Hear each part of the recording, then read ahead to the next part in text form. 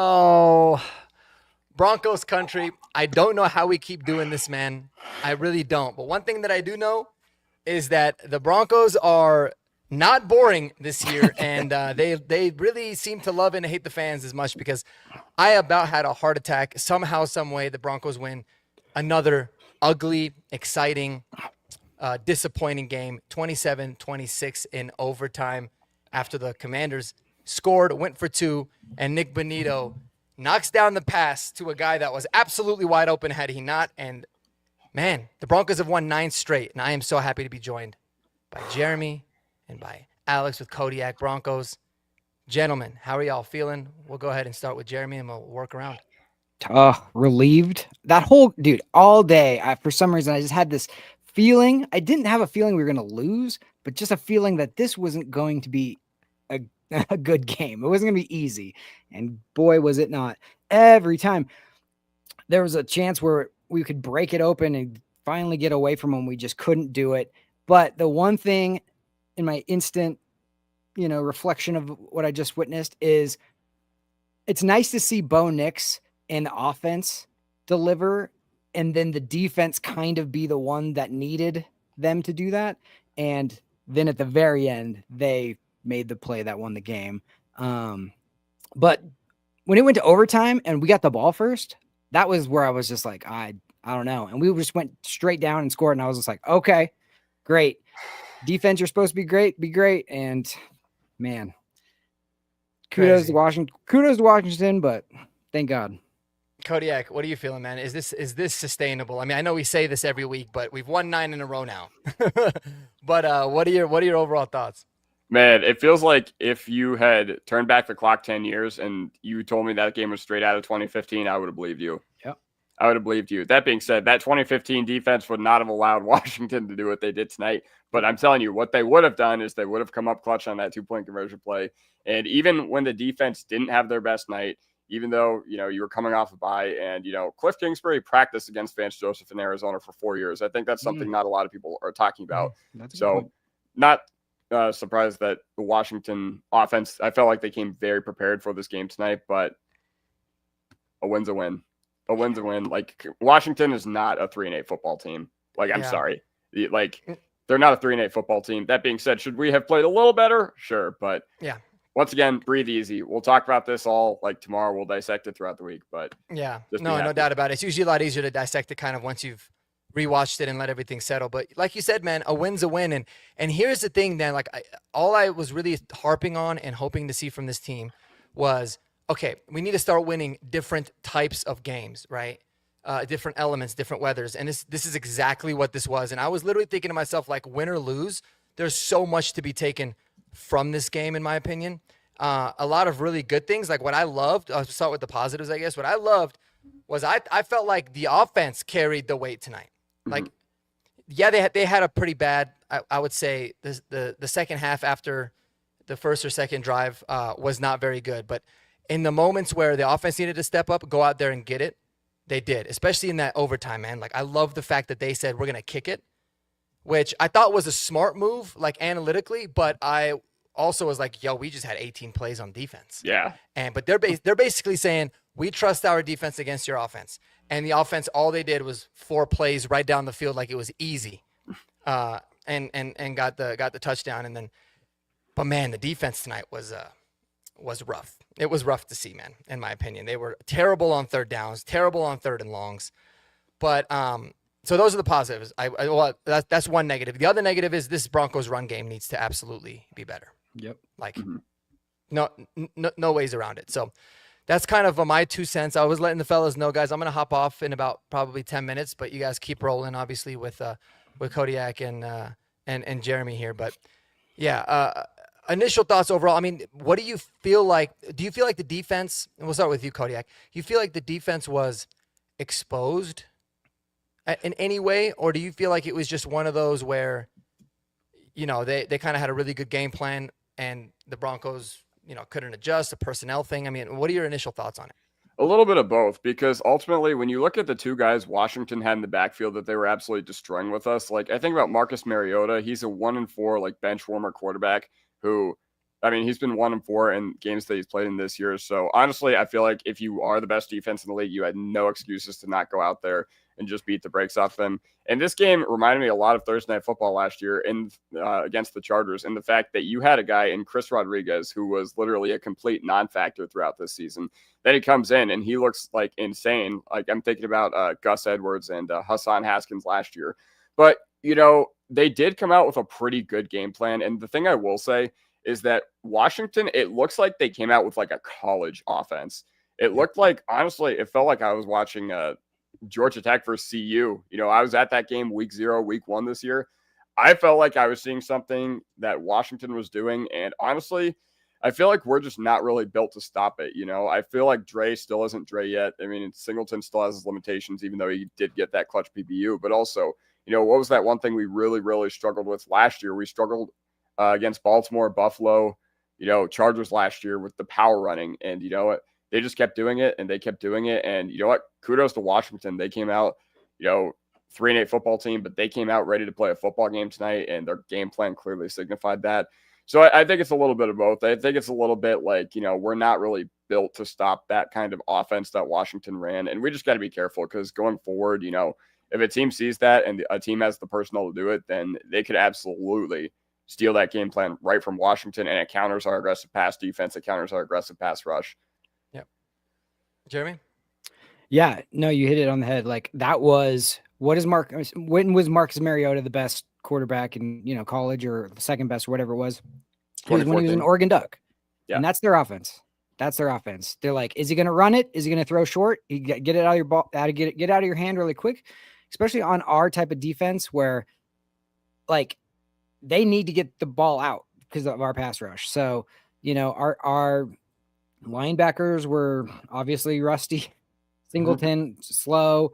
Barron, I was hoping to cover more on the tight ends. It was tight ends and running backs. And then I said something that you guys thought was kind of controversial at the time. I mean, I'm sure it's still controversial, but I said Terry McLaurin, I would take him over CeeDee Lamb, which I know that's, everybody loves CeeDee Lamb, but Terry McLaurin is a bad man, dude. He is just nails. He just is. It doesn't matter who his quarterback is. When you need something clutch, every time I saw him running out, I'm like, thank God, please, let's get a stop right here.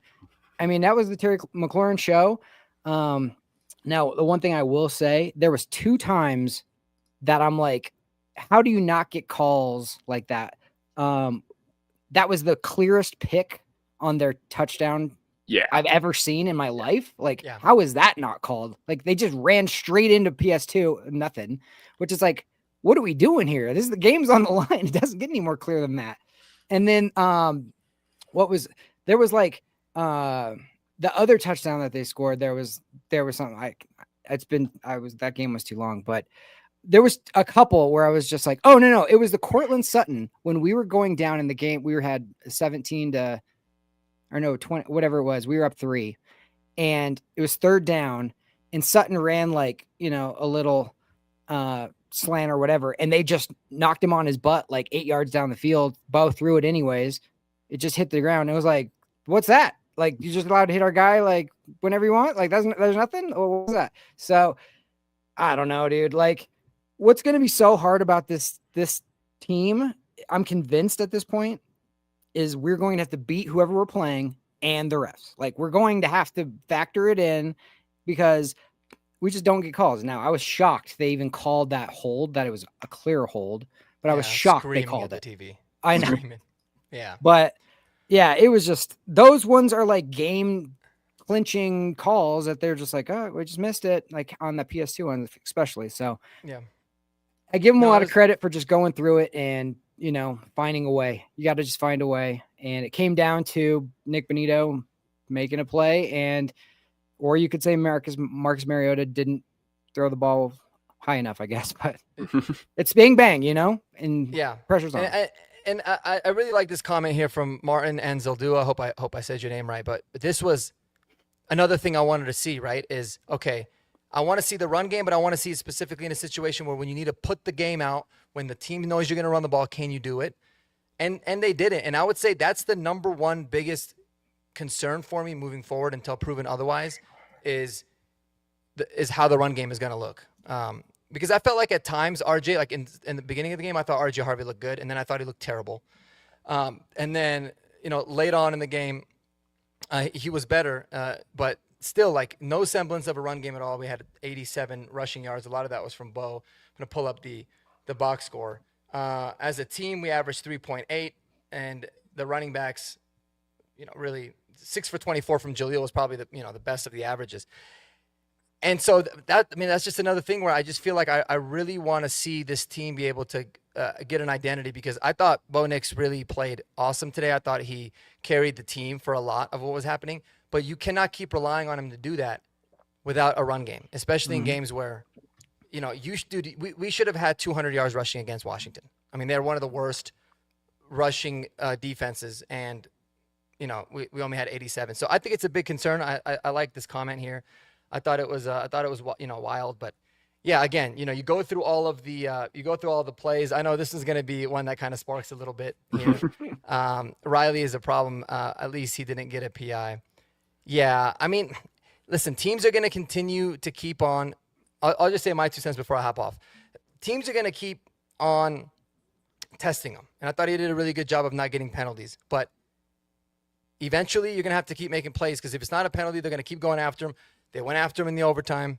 He ends up getting burnt by Debo. Now, I don't like the fact that they're just going straight man coverage, but that's how we play defense. You're not going to ask Vance Joseph to change what he wants to do for one guy. If you have to do that, then you got to replace him. So he's frustrating, man. And had they not ended up scoring, though, you got to give him a lot of props on being able to hustle down and still get the tackle on the 1 yard line, because it was one play away from saving the game, but it ultimately worked out. So, Jeremy, I'll let you take this one too, because I know that you love yourself some Riley Moss. Well, I would agree with them if that was correct, but Riley played a freaking fantastic football game, and then one play he got burned by a hesitation and still recovered and made the tackle. So it's like, I guess you just expect him to be like absolutely nails perfect, opposite Patrick Surtain, and get the hardest coverage. That's not going to happen. Like, he played a great football game. He didn't get one PI. I don't think there was really anything that he could do. The one touchdown that they caught was like a miraculous touchdown. I mean, that's just all Treylon Burks. Like, you can't say that was on Riley in any way. So I thought he played great. You got the Moss jersey behind you, Alex. What do you think? All right. Yeah, so when I think about Riley Moss, I'm with you. I think he played a phenomenal game tonight. I think had we not hung on to this game, I feel like people would have unfairly blamed him for the loss. And there are so many people that I think I would have blamed for the loss had we not been able to hang on. Like, I think I would have definitely pointed at the pass rush. I think the pass rush was pretty disappointing throughout the game. I thought the fact that Zach Ertz, who's like 87 years old, going 10 for 106, almost got that last touchdown, but Hufanga broke it up. Just can't happen. And if you had, if the Commanders had won this game, I think the discrepancy would have been the play of the tight ends and running backs for the Commanders and how drastic it looked from what we had on our side of the field. Like, just plain simple. So I thought the boys did amazing with a tough matchup secondary tonight. I didn't think we covered Zach Ertz well at all, but McLaurin was going to make his plays too. That's just the kind of player he is. Debo was going to make his plays too, even though I think we were equipped to shut him down. But yeah, at the end of the day, like, it just is what it is. You did what you needed to do, and we'll reevaluate throughout the week. But tonight, since I have no surgery tomorrow, I'm just going to feel good about this game. Oh, you don't? Yeah. Oh, nice. Yeah, I do. Oh, you have no surgery. Yeah. Not no surgery. Oh yeah, I have nose surgery. Okay, Yes. sorry. They're cutting open my sinuses. So tonight, I just want to be happy. I just want to be like, we had an amazing win, and we'll reevaluate throughout the week. Yeah. No, I mean, there was way dirtier hands than Riley Moss for sure. The pass rush it almost felt like they gave up a little bit. Like, when they couldn't get there early and they kept throwing those fast throws, then that was just like, well, we're not going to go as hard anymore. And yeah, it was difficult. I will say, like, Marcus Mariota he played his freaking butt off. Like, when he needed to make plays, he made plays. So, like, like, I know it's just be like, well, they didn't even have Jaden Daniels and you barely won and blah, blah, blah. Well, it's like, yeah, but like that guy was a second pick overall for a reason. And he played really freaking good. The whole team was inspired. McLaurin was awesome.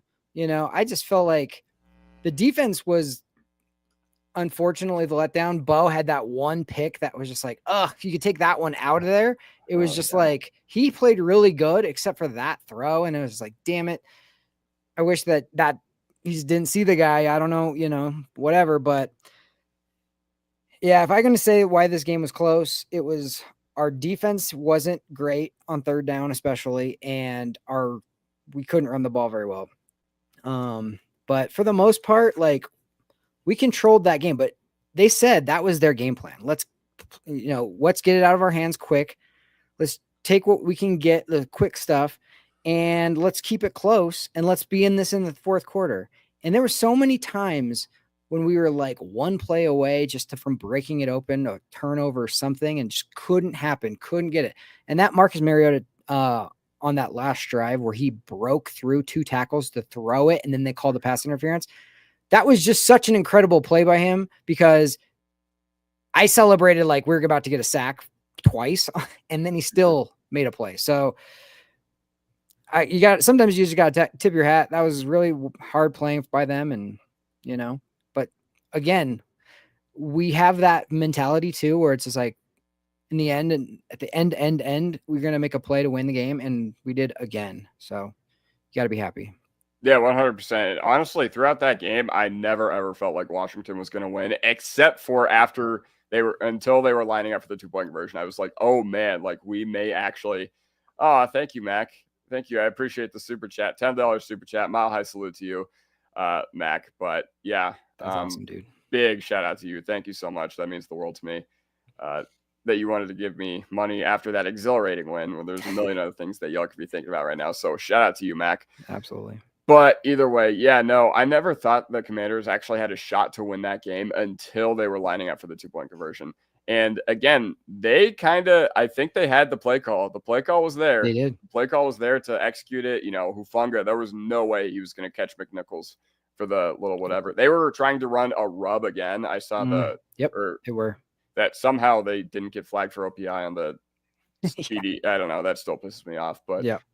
Whatever. All's well, ends well. Ball don't lie, I guess. But either way, Hufanga was not going to make that play. So if Nick Bonito's not there, that's game over. That's game over. Commanders win. But Nick Bonito, I think I think he has a cast on his right hand or something like that, right? I think he's wearing a cast on his right hand, and I think that's the hand that he used to like swat it out of thin air. But either way, that was a very exciting game. I'm glad. I know that we shouldn't think this way, but I'm glad for the rest of the NFL. We had a stinker on Thursday Night Football earlier this month, so I'm glad we gave them the rest of the football world an entertaining game. Yeah. Even if I wish for our own blood pressure and our own safety and our own sanity that it wasn't as intense as that. I'm glad that we at least got a football game because, there were a lot of eyes on this tonight. And once again, Washington, they did not play like a 3-8 football team tonight. No, sirree. Yep. No, you're right. And if you watch Bonito, the way he ran up on it, he could have just ran right into Mariota, and he could tell Mariota was getting ready, and he does it like a little stop and then timed the jump perfectly and then knocked it down. And I was like, that's a game-winning play. Kind of like McMillan did last week when, or 2 weeks ago, I guess, against Mahomes. He timed it perfectly. He didn't let Mahomes get a throw out. And Mahomes just ate it, and that was the game winner, or ended up being the defensive game winner. So, yeah, it was your big guys have to make plays in the clutch, and a lot of them did. So, we're not going to remember, like Doug's coming in saying nobody's going to remember these ugly wins if we win the Super Bowl. Yeah, you're right. No, it's just another one. I mean, that was 2015. Every single one was ugly. It felt like. Every single one, except for like maybe the Patriots one in the snow when we like ended up beating them. But for the most part, it's just like you just survive. You just do that. You just go a little bit harder than the other team, just a little bit. And, it's good. It's going to, since you won, it's really good to be in these prime time games like in the thick of it, in the clutch, with all the eyes of the world on you, like, how are you going to perform? Like, the more and more you're used to that, the better. And that goes for the offense and the defense. Yeah, 100%. I think it says something about the, character and mentality of this team where Benito and Cooper, as far as I'm concerned, they were ghosting pretty much the whole game. But then in overtime, what happens? Cooper draws the holding penalty to wipe the Terry McLaurin touchdown off the board. Yep. And then Nick Benito makes the game-winning play for us. So it says a lot to the character of the team. Like, hey, you know what? The guys you expected from, they weren't really showing out tonight. Okay. I know Benito had a couple chances for a sack, and, Mariota did spin out of one early on in the game. But for the most part, I thought, the Commanders' offensive line, I thought they held up really well against our pass rush. And you know what? You could look internally and be like, hey, Allen, where you at? Hey, Cooper, where you at? Hey, Benito, where you at? But at the end of the day, like, they made a play when it mattered the most. And ultimately, that's why they get paid the big bucks. That's why you paid Nick Benito $25 million a year, and because if he's not on this team, we're a 9-3 football team right now. We just are. So, yeah, overall, that was big for the Washington Commanders. Roan says DJ Jones getting injured, I think, let the running game get going. I would agree with that, but I think he got hurt in the third quarter, right? And I think they were fourth. Yeah, third or fourth. And they were running the ball pretty consistently throughout the game. Like, Mariota was extending the plays with his legs pretty well consistently throughout the game. So I wouldn't say that. Especially because in overtime they needed to primarily pass the ball, and that was what was working with them. I felt like we adjusted it, and then we started to shut down the run, but then our pass defense was starting to let us down. So I don't know how much I agree with that sentiment, but I don't know. I'll have to investigate more into that, like on a rewatch or something. What do you think, Jeremy? I felt like they were running the whole game. I felt like Vance was very worried or just played to like not get beat over the top the whole game. And then he didn't adjust. I was surprised he didn't adjust more because I thought like at halftime, I'm like, okay, you see their game plan. Like it's short, quick stuff and running. Like let's clog that middle and put Barron in on like Ertz and like, let's try to break some of this stuff up. But yeah, I just felt like Vance was very worried about getting beat over the top the whole game. And he felt like, kind of that Vic Fangio, bend, don't break, let him just have these long drives. And then eventually we'll get a stop because we're better. But it was a good strategy because Washington didn't really drop anything on third downs. They were clutch and, but it felt like they were always getting like 6 to 8 on first down on a run. And then it was like second and short, third and short, and then they get it. Yeah, it feels like they didn't have that many 3rd and 10s throughout this game, or like even 3rd and 9s or 3rd and 8s or anything like that. So they did a good job keeping the chains afloat on early downs or whatever. But once again, I'm a little surprised with how our pass defense performed, like just straight up throughout the game. Like once again, Ertz 10 for 106, and he's like 35 years old, and he can't break a tackle to save his life. I think there's valid stuff to critique the defense on throughout this game. Like for example, you had 4th and 6 in overtime. You had the game won, and then Hufanga just gets there like 2 seconds too early, And once again, you can credit Mariota for making that play because I think Hufanga thought that he was going to get sacked or whatever. So yeah. And then after that, we had even on the Commanders' game tying drive in the 4th quarter, you had them at 2nd and 25. You had them at 2nd and 25, and they still found a way to get ahead of the chains. But yeah. You had him 3rd and 25. Oh, yeah. That's what it was. And then Mariota steps up in the traffic, and I'm like, sack him, or so close. And then he hit somebody, I think it was McLaurin, who caught it and then ran out, and we hit him out of bounds. And then he was kind of hobbling a little bit. So he stayed on the 4th down play. But it was like a 4th and short now, like a 4th and manageable. But like 3rd and 25 giving that up, it's like, what is this defense doing? Like, come on. Like, I don't know. It was an interesting, I just think, it felt like we played tired. Like we weren't just coming off of a bye week, or it was like rusty. Like we're just going to happen. What's been happening, we're just going to do it. And it's just like, you got to keep that intensity going. And it felt like they kind of didn't keep the intensity going, but I think they're going to look back on it. It is true, man. It's like, it was the field sucked. The weather sucked. You're on the road, in prime time. It's going to be a tough game. Like that's just what it is. And, we were one play away so many times from just blowing that open. We just couldn't do it. And then finally making that play. But I was proud that we basically like were up the whole game. We should have handled business easier than that.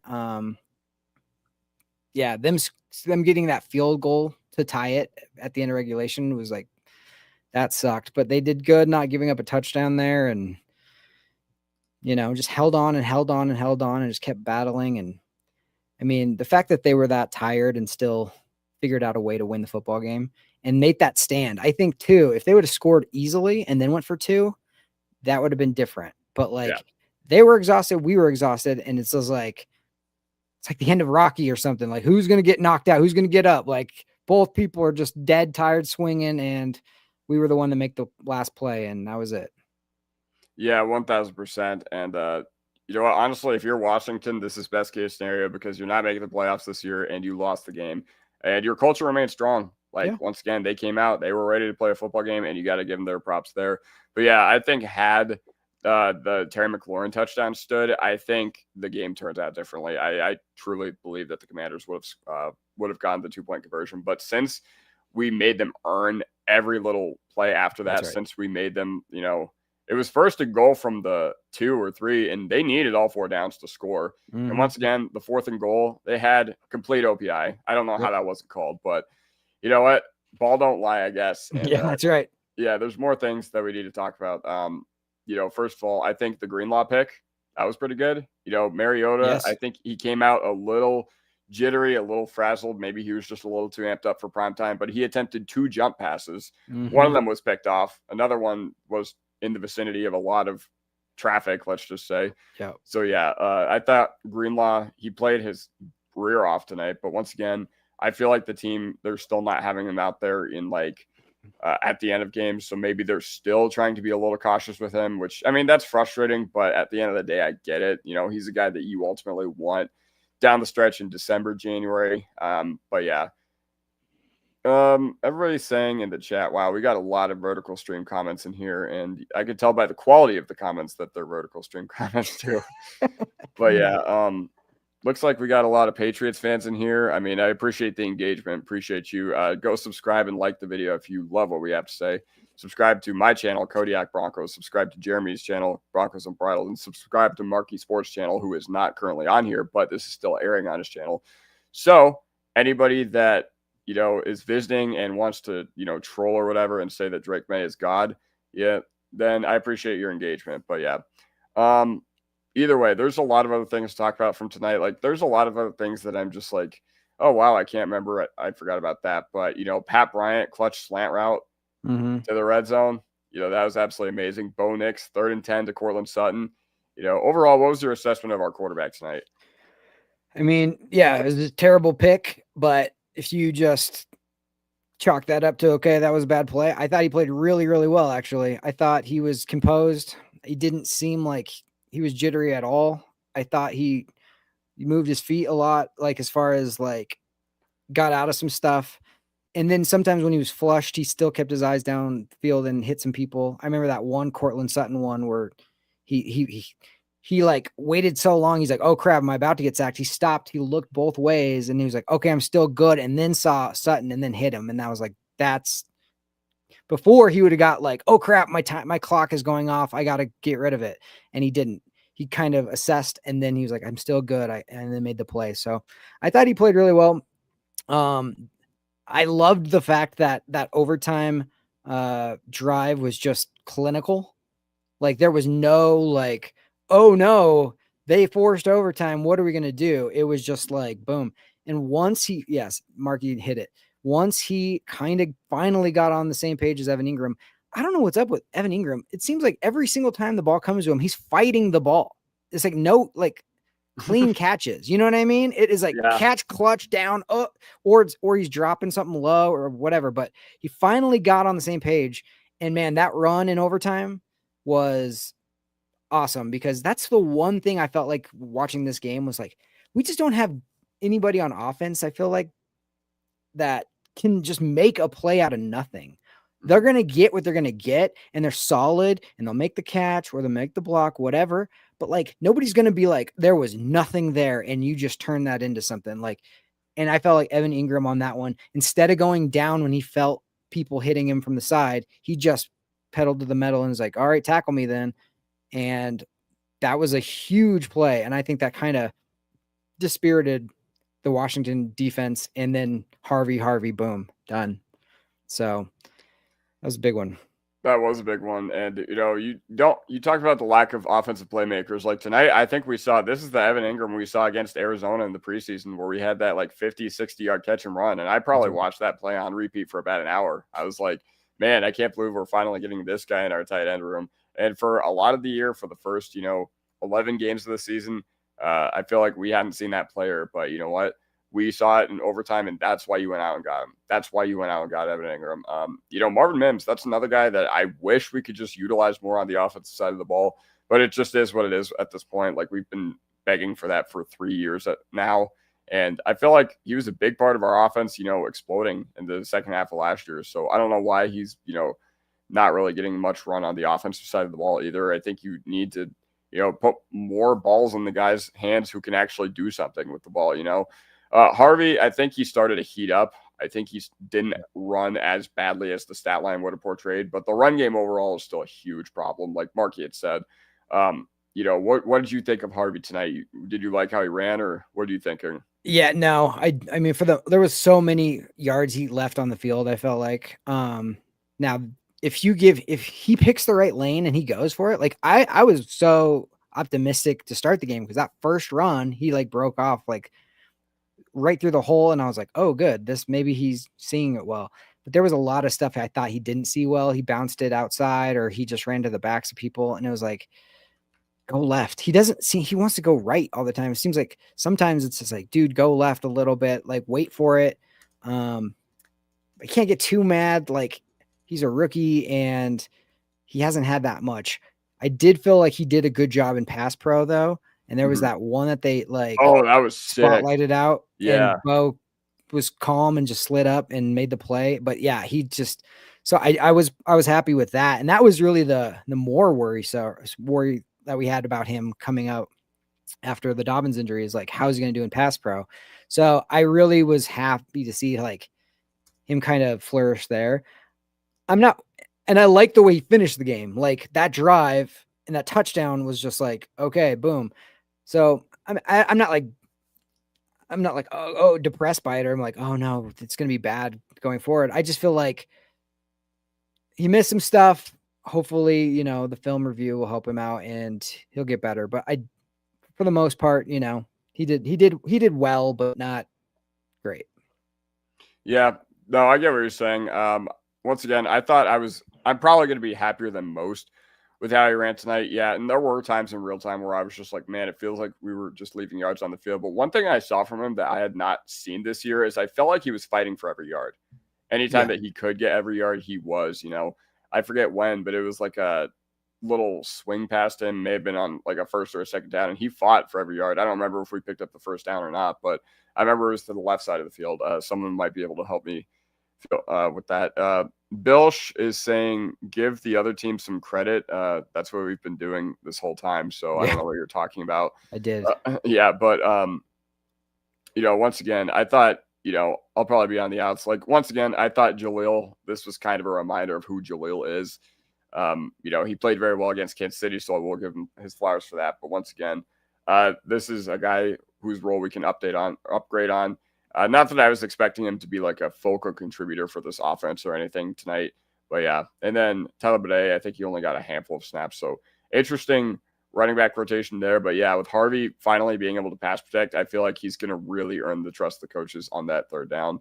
And yeah, overall, what did you think of the wide receiver play? Like, I thought it was nice to see Sutton finally get, be that impact playmaker that we know he can be. Really liked what I saw out of Bryant on the money downs. Like, what do you think? Yeah, it felt like this was Court, and it was Bryant, and it was Evan, and that was pretty much it. Franklin, not much. Mims, not much. So, it's interesting to see where this is going to go. The one play I wanted to ask you about that I know a lot of people are worried about was that double, handoff flea flicker. Oh, yeah. And a part of me is like, I get why you're doing it. It's 2nd and 1. It's the middle of the field. If you can get a big one, awesome. And if you don't, you just do what he did. But I feel like so many times, for whatever reason this year, if we get to 3rd and 1 or 2nd and 1 and then we F around, like it's just going to come back to haunt us. We're not going to end up getting the first down because we do something stupid. We play with our food. Just like this team almost needs to just like, okay, get the first down. Let's get the first down. Let's not dance. Let's not get cute. Sean, that's what Sean does though. It's like, it's his confidence that you like, it gets you to be this winning football team and gets everybody to be the culture change and all that stuff. But like, it also gets you these trick plays that most of the time aren't working. So you just got to live with it, I guess. Yeah, we've had some trouble hitting the trickery this year. Like I know a couple of them have been there, but for the most part, yeah, I agree. So basically, never. Tribute to Shannon Sharp. But either way, no, I get what you're saying about the trick plays. I will say though that if you're going to do that, at least do it on 2nd and 1. And I think they did do it on 2nd and 1 ultimately. Which, if you're going to do it, fantastic, because you have another set of down. Like you have another 3rd and 1. And if you don't pick up that 3rd and 1, you don't deserve a new set of downs, like just flat out. But at the end of the day, like, yeah, a lot of trick plays. Like, I think teams in their game plans are just like, hey, alert the trick play. You got to be ready for at least one of these a game. You know, I think in that defensive meeting in Washington this past week, they were probably just like, all right, be ready for that meeting. You know, if Bo Nix hands it off to the running back or the wide receiver or whatever, you know, don't trust it. You know, it could be coming back to the quarterback. And I mean, for that, you got to stay disciplined as a defense. So I'll give the defenses some credit too. But yeah, I think it's fine. I think he's calling it in appropriate situations, which is something he did not do. That's true. In earlier part of this year, or not even this year, but earlier this month against the Raiders, like 3rd and 1 again with Sutton, like that was perplexing. But yeah, the trick play, it's going to be a huge talking point, but I really don't care. I really don't care that much. I have no issues with it. Like, it's no different than just a drop back that went incomplete. Like, had something gone horribly wrong on that trick play, then maybe would have had something to talk about. But once again, it went from 2nd and 1 and 3rd and 1. What difference does it really make? You know, even if you ran a run up the gut there, you still have a chance of getting stuffed. So yeah. And that was it. He tried one. That was the appropriate time to try it. I know that. It just feels like the overall vibe of this team is like, if we mess around, it's going to come back to haunt us. And I mean, but if we hit that, we're going to call him a genius. So it's just the way it goes. So I felt like he called a pretty relatively good football game. I didn't feel like the offense was bad. Like, we were ahead the whole time. Like, they were playing tough defense, and Sanders Stroll just is like, man, I love that guy coming out of Michigan, and man, he just lays the wood. I don't know how a small guy like that can hit that hard and just be like, fine. It's like, how is he not knocking himself out? But, you know, this is what road games are like. Like, this is how winning in the NFL is tough. And that was a freaking tough football game. And it was on prime time, and you had to perform. And I just am happy that the offense, like, it didn't just leave it up to the defense like they had been doing. So, yeah. Yeah, and if any of you were at the stadium, I got to give you a huge mile-high salute to y'all, because we heard you guys. Y'all were loud. Broncos country really, really showed up in Washington. I know that Washington is one of those places that you see Giants fans go in there every year. They completely take over. You see Philly fans completely take over. You see Cowboys fans completely take over. So I get it, but we're still like a 3.5-hour flight away. And I know that Broncos country isn't exclusive to just the Denver region, but huge shout out to Broncos country for making your presence felt in the stadium tonight. We saw you with your orange jerseys on TV. But Mark makes a good point here. Look at their defensive numbers since Quinn took over play calling. Yeah, you know, Dan Quinn did take over play calling the past previous 2 games. I want to say they say that in the broadcast. And ultimately, I don't remember who their defensive coordinator is, but, you know, they did a really, really good job at being just overall more prepared for this game. Like, I felt like, you know, what's our bread and butter on offense? It's the bootlegs, and the Commanders were ready for that, you know, so we had to go to more like traditional drop back passes. And you know what? The Commanders pass rush, like, you know, they were ready. They were ready for a game. Now, granted, I don't think they should have got the pressure that they were getting on us. Like, I wish our offensive line would have stepped up to the plate a little more. But, I saw Bo Nix hang in there. I saw him deliver the tough passes. I saw him, step up in the pocket and make the tough plays. Once again, you had that drive ending in a sack. You had that other drive ending in a pick. But for the most part, I thought he played a very clean football game tonight. And you could talk about, the offense not getting it done in the red zone on the first 2 drives of the game. But once again, that's something that we'll look at earlier in the week because you came away with 27 points. And it's fine. It is what it is. But yeah. Yeah. And I mean, again, got to overtime and you went down and scored a touchdown like methodically. It was like, yes, it was perfect. So it's like, okay, I can't complain too much because that's when it matters the absolute most. The one time you don't have the lead. Well, I guess they had the lead for like a quick second when they were up 1, but they responded like they have been doing. So I'm not mad about that. Another thing about Quinn is like, he's probably like wanted to get at Denver too, because he was almost the coach here, that in the running for a while there too. So I'm sure, like you said, their offensive coordinator knows Vance very well. Dan Quinn knew exactly what type of game this was going to be. That was his exact plan. They executed that plan. And when we scored that last touchdown and Dan Quinn was just like, oh, that was like satisfying because I think he felt like that was probably going to do it. And the fact that it even came down to the end was surprising, but good on them. And all's well that ends well. What's up, Mark? Hi, Mark. Welcome back. What's up, guys? Yeah, that was a lot quicker than I thought it would be. So I'm glad you guys are still going. Appreciate you guys. What did you think about that trick play? I think you guys nailed it. I mean, I thought same thing. I thought doing it on 2nd and 1 is a very appropriate time to do it. I was fine with it. And anytime you don't have a complete mess up, I think it works out fine. So I just did it. I guess for me, like with that kind of trick play, I don't like how slowly it develops. Like I think it was a triple pass, which almost seems like it's almost too much because it was like it became obvious. I think it was like a flip to Harvey and then he threw it to Sutton, who threw it back to Bo. It's like I'd like to see something a little bit more like quicker developing, but yeah, I mean, I just felt like offensively we kind of had the answers to whatever they were trying to do defensively, like in a big majority of the game, and they really. You can tell something must have clicked on that sideline before the overtime because it's like, yo, you could have just had a drive like that in the 4th quarter or even in the 3rd quarter, put this game away, and we all wouldn't have, had heart attacks. But that's not how they roll. So, yeah, 100%. And for all of you who play college football or Madden, you know that you run flea flickers, you run play action. They do not do a good job of capturing that in those video games, and they are long developing plays. So, yeah, but I was saying to Jeremy, and Mark, you're running the comments, so I'm sure you heard this too or whatever. But I said that, you know what, if you're going to call that, at least he called that in an appropriate situation. Okay, it's 2nd and 1. And if you call it on 3rd and 1, then, you're going to have a lot of people just being like, what in the actual world are you doing? But I thought it was fine. I think there's a lot to criticize the offense on about tonight. Like, I think the pass protection was not as good as it's been throughout the year.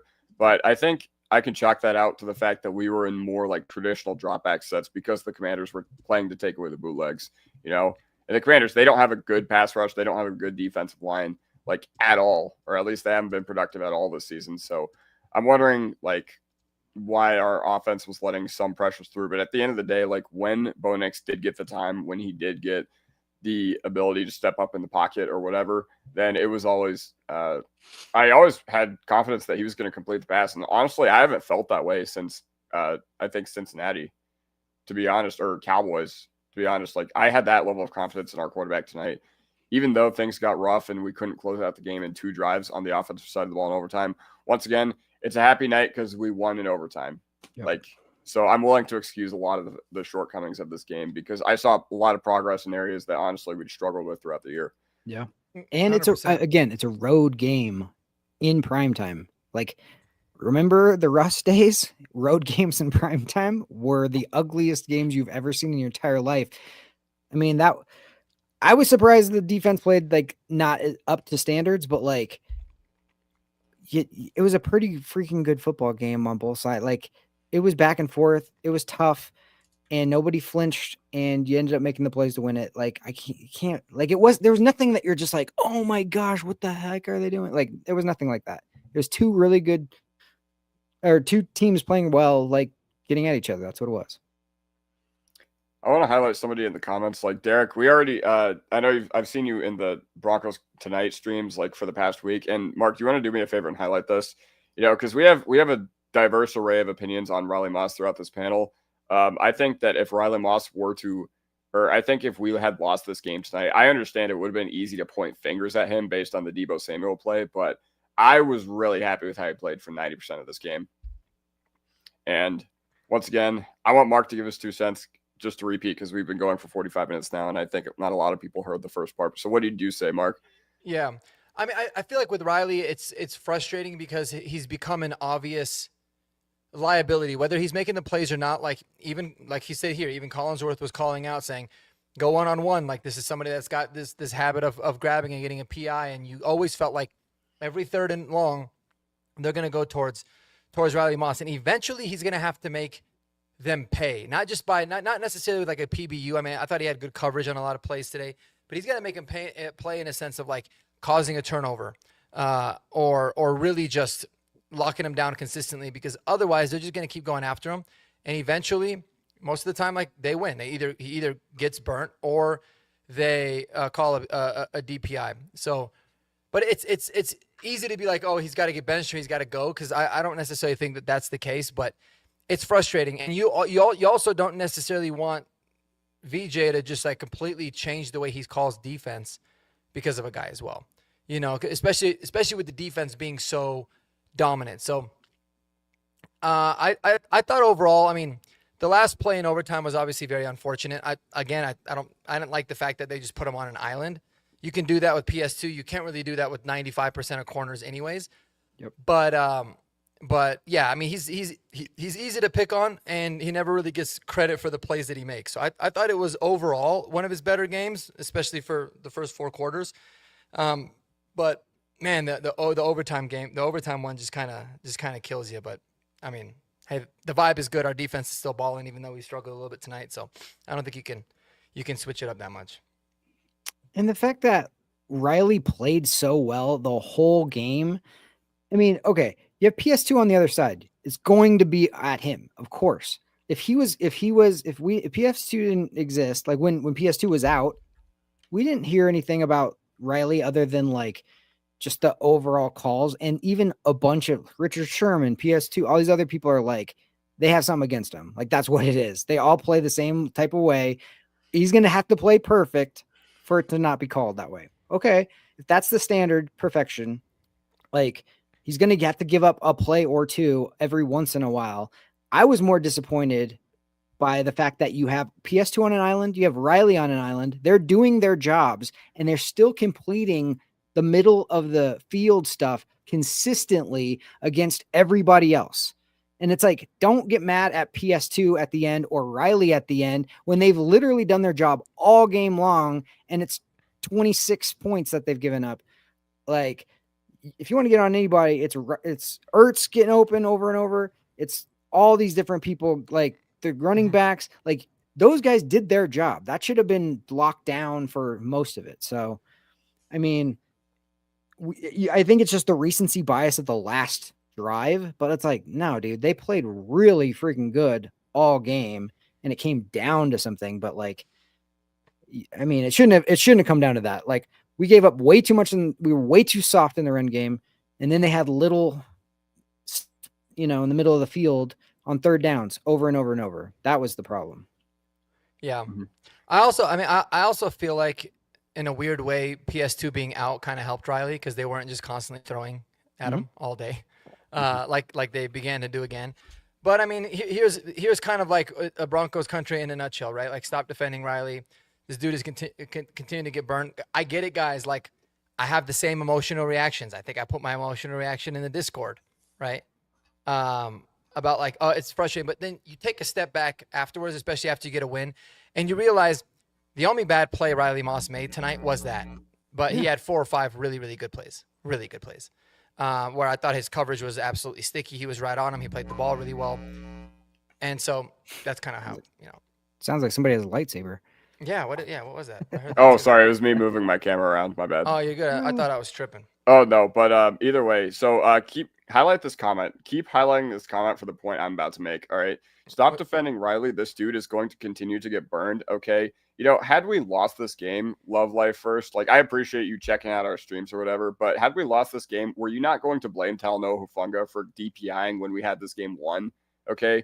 Were you not going to blame this defense for just letting Zach Ertz run wild and be open all game long? Were you not going to blame this defense for allowing a 2nd and 25 or 3rd and 25 or whatever it was on this final drive? So it's an 11-person effort. It's a 53-man effort, to be quite honest. Are you going to blame even the offense? I think would have deserved their fair share of the blame had we not been able to pull this one out.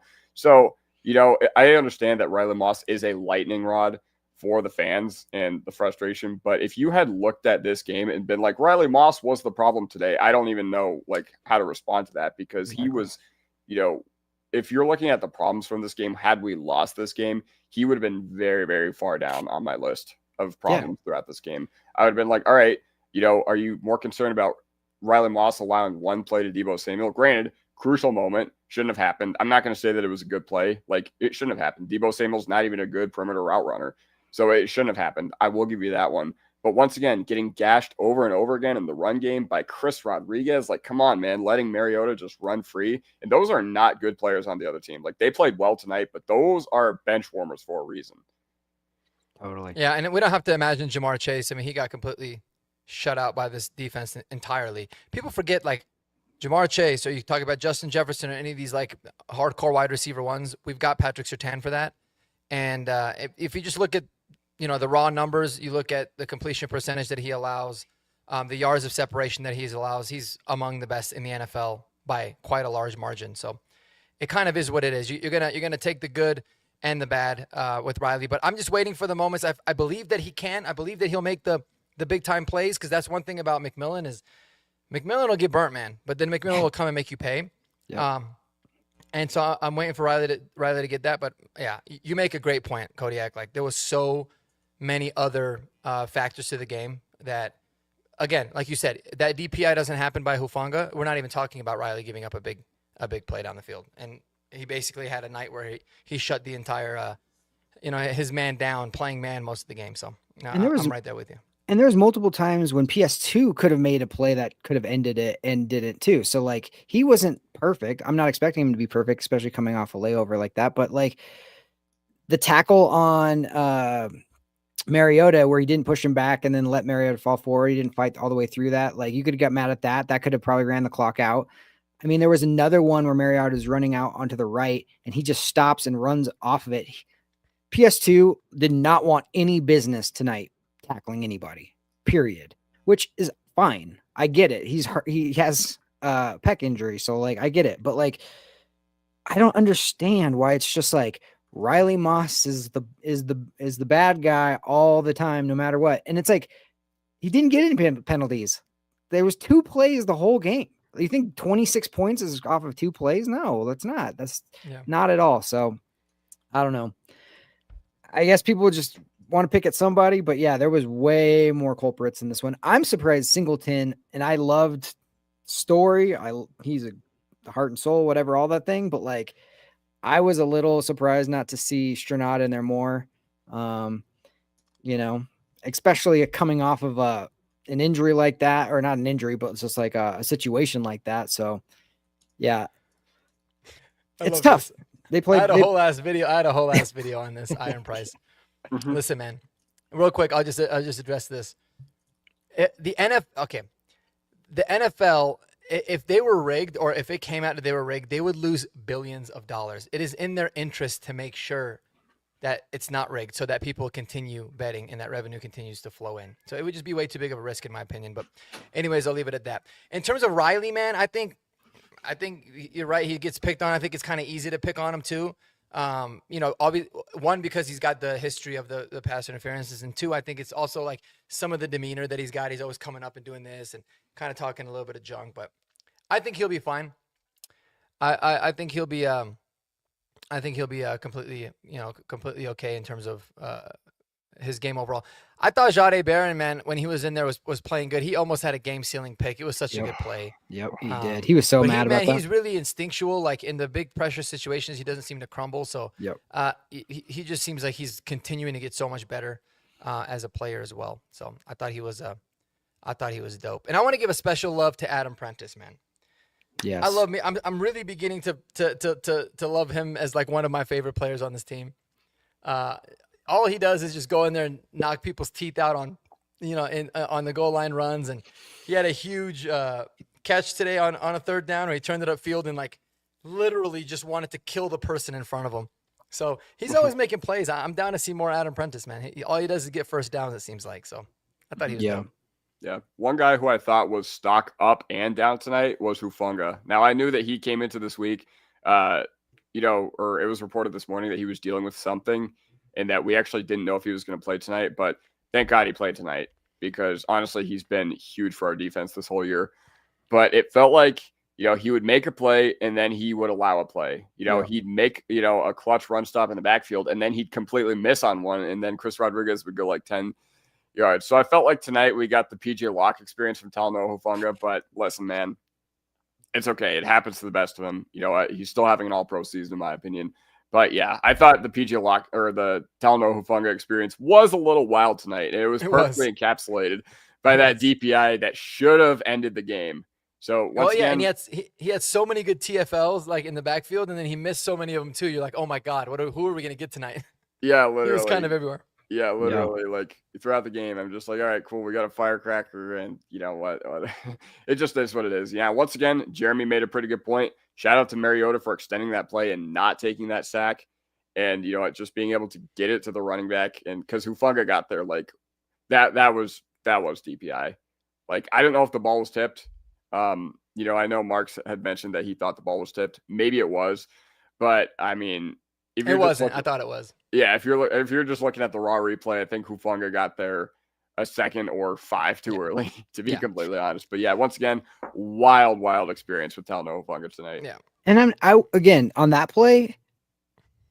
Yes, it was a DPI and he was there early and all the things. It should never have come down to him even getting the throw off. Like two guys had him wrapped up. Like, I'm sorry. So don't get like, it's so like sports is so like chaotic. And there's not like he has some time to be like, oh, it's a freaking full on like scramble session. What's going to happen that should have been tackled. We've seen it happen so many times in this year where we just make the sack at the end and that's it.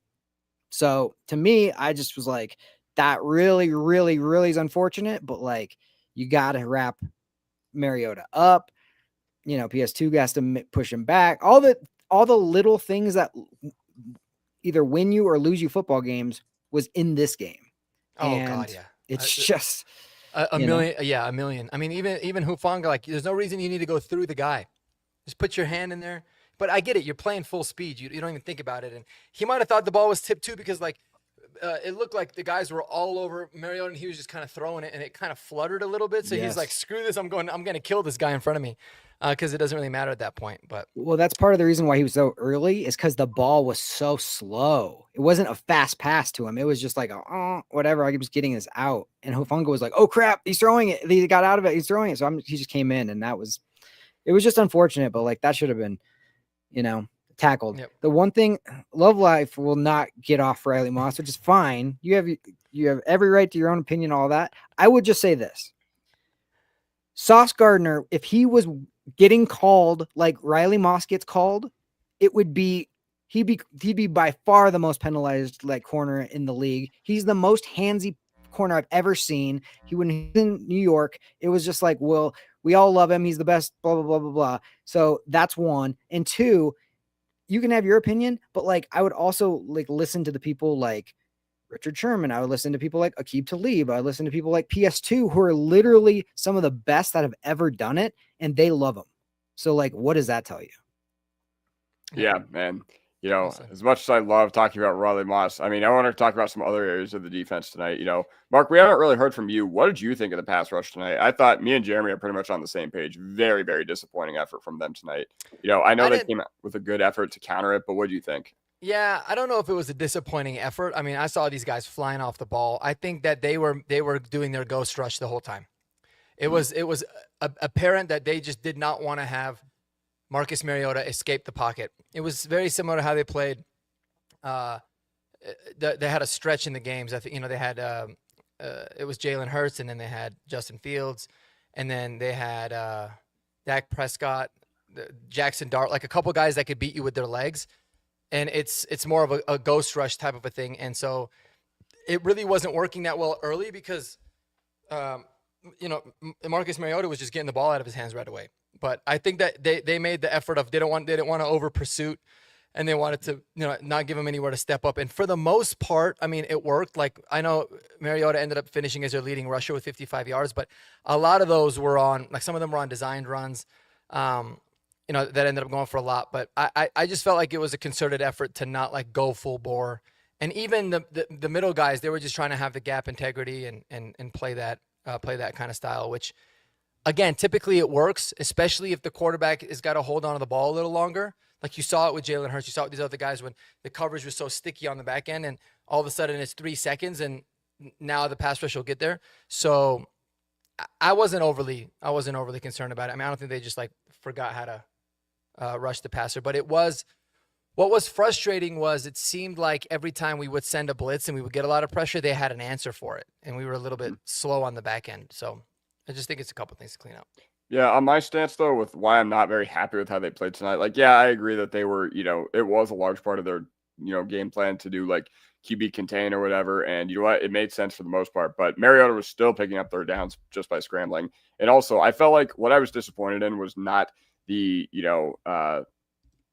until the fourth quarter and overtime, like when you knew they were going to throw the football, I felt like they really didn't answer the bell until Cooper got that holding penalty called against him, and Benito made that play, which once again, shout out to them. You said it once again, they were getting off the ball quick, and they were not calling any line of scrimmage penalties tonight. Like I saw a Troutman false start on RJ Harvey's second touchdown run.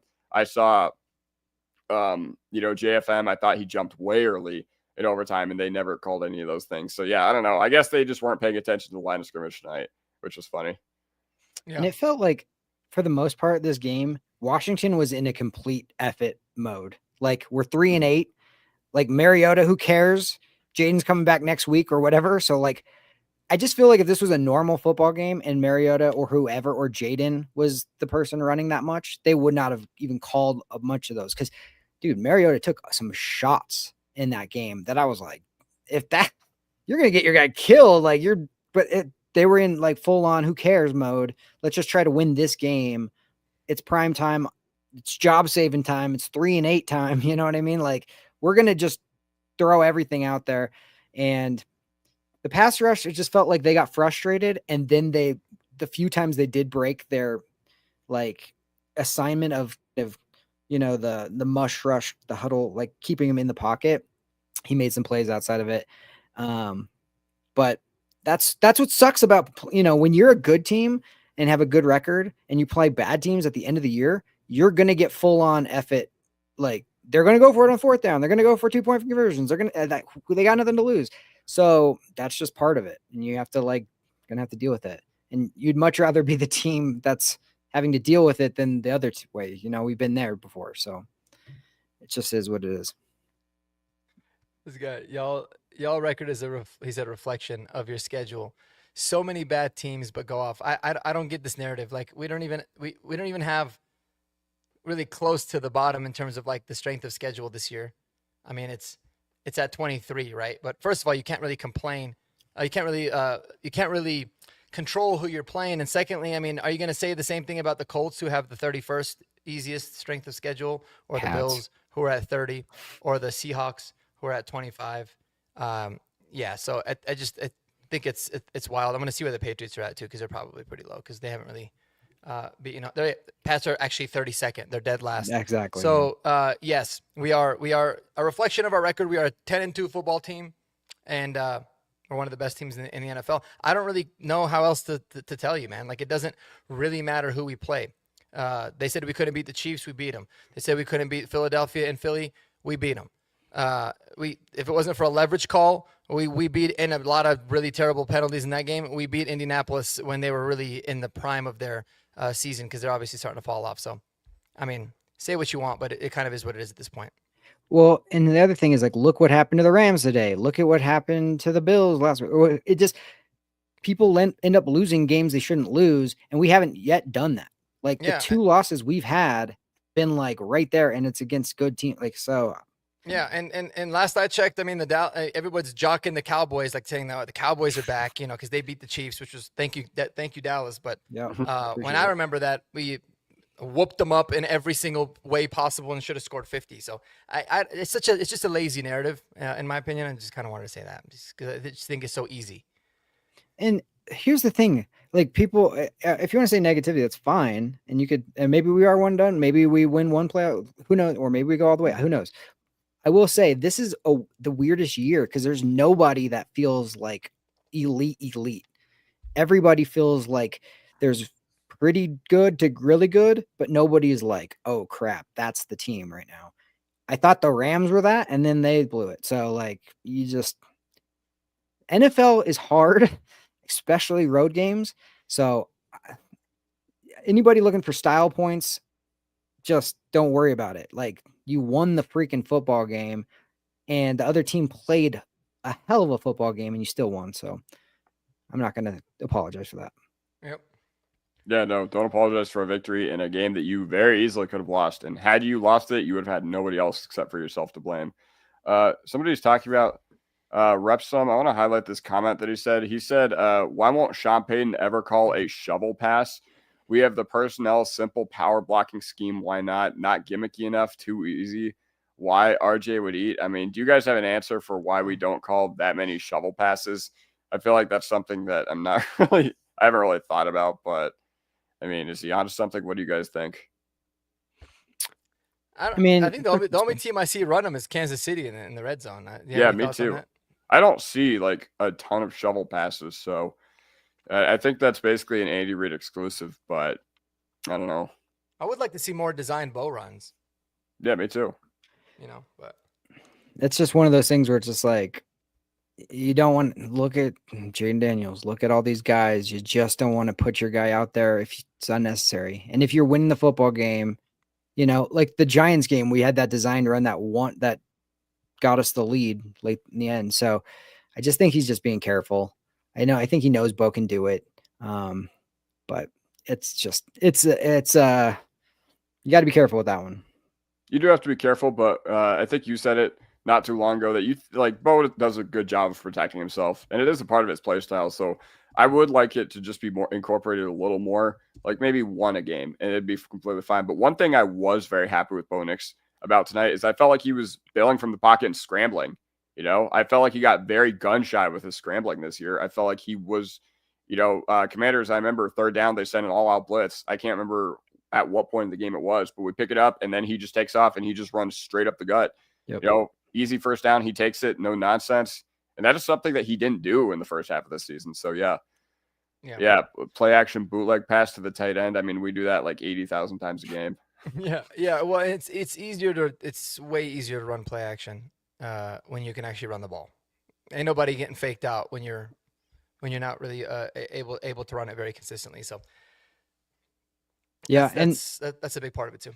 And remember that Houston game when the game's on the line, you got to go down it's third down, you got to make a play, and he gets that long run that puts us into field goal range that wins the game.